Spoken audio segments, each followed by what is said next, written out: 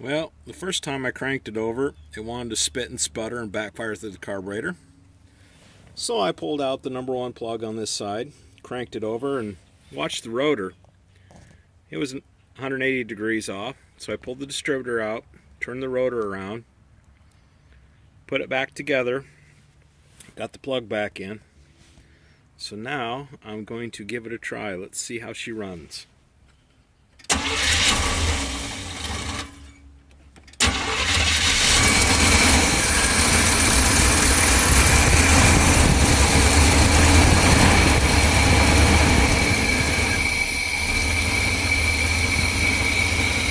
Might need a little fine tuning. Sounds pretty good. I am real happy right now.